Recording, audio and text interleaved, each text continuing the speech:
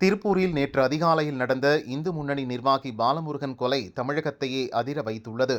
திருப்பூர் குமரானந்தபுரம் காமராஜர் வீதியை சேர்ந்தவர் பாலமுருகன், வயது 30. இந்து முன்னணி திருப்பூர் வடக்கு ஒன்றிய செயற்குழு உறுப்பினர். அதே பகுதியில் நண்பர்களுடன் நிதி நிறுவனம் நடத்தி வந்தார். நேற்று அதிகாலை 3:30 மணி இருக்கும் தூங்கிக் கொண்டிருந்த பாலமுருகனை நண்பர் ஒருவர் மொபைல் போனில் அழைத்தார். உடனே வீட்டிலிருந்து நடந்து வந்தபோது அவரை சிலர் வழிமறித்து அரிவாளால் சரமாரியாக வெட்டி படுகொலை செய்தனர். சம்பவ இடத்தை தடய அறிவியல் நிபுணர்கள் பார்வையிட்டனர். மோப்பநாய் ஹண்டர் சடலம் கிடந்த இடத்திலிருந்து சில அடி தூரம் ஓடியது. இந்த படுகொலை தொடர்பாக துப்பு துலக்க மொத்தம் 7 தனிப்படைகள் அமைக்கப்பட்டுள்ளன. போலீசின் முதல்கட்ட விசாரணையில் கொலை நடந்த விதம், பின்னணியில் இருப்பவர்கள் பற்றிய பல திடுக்கிடும் தகவல்கள் வெளியாகியுள்ளன. இது பற்றி போலீசார் கூறியது: பாலமுருகன் சொந்த ஊர் தேனி. 6 மாதங்களுக்கு முன்பு திருமணம் நடந்தது. மனைவி பெற்றோர் வீட்டுக்கு சென்று விட்டார். இவர் மீது 2023இல் அனுப்பர்பாளையத்தில் அடிதடி வழக்கு ஒன்று உள்ளது.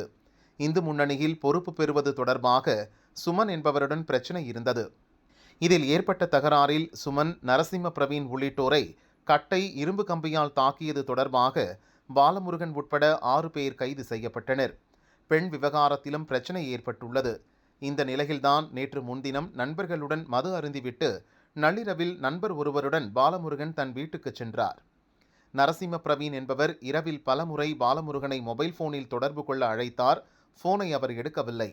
ஒரு கட்டத்தில் 3:30 மணி அளவில் வீட்டிலிருந்து வெளியே வந்த பாலமுருகனை 100 மீட்டர் தூரத்தில் ஒரு கும்பல் வெட்டி சாய்த்தது. சந்தேகத்தின் அடிப்படையில் 3 பேரிடம் விசாரணை நடக்கிறது. அதில் ஒருவருக்கு கொலையில் ஈடுபட்ட நபர்கள் சம்பவம் முடிந்தது என்று குறுந்தகவல் மற்றும் வாய்ஸ் தகவல் தெரிவித்துள்ளனர். இந்த கொலையின் பின்னணியில் மேலும் யார் யார் உள்ளனர் என்பது குறித்து விசாரணை நடக்கிறது என்று போலீசார் கூறினர். இதற்கிடையே போலீசார் மீது இந்து முன்னணி பரபரப்பு குற்றச்சாட்டை சுமத்தியுள்ளது. அதன் மாநில பொதுச் செயலாளர் கிஷோர்குமார் கூறியது: போலீசார் விசாரிக்கக்கூடிய சுமன் என்பவர் இதற்கு முன்பு இந்து முன்னணியில் இருந்தார். இப்போது வேறு கட்சியில் உள்ளார். கடந்த மே மாதம் திருப்பூரில் இந்து முன்னணியைச் சேர்ந்த பிரகாஷ் என்பவர் கொலை செய்யப்பட்டார். இவ்வழக்கில் போலீசார் மெத்தனம் காட்டினர். இதுபோன்று தொடரும் கொலைகளில் போலீசாரின் கடும் நடவடிக்கை தேவை. கைது செய்யப்படுபவர்கள் சில வாரங்களில் வெளியில் வந்து விடுகின்றனர் என்று அவர் சாடினார்.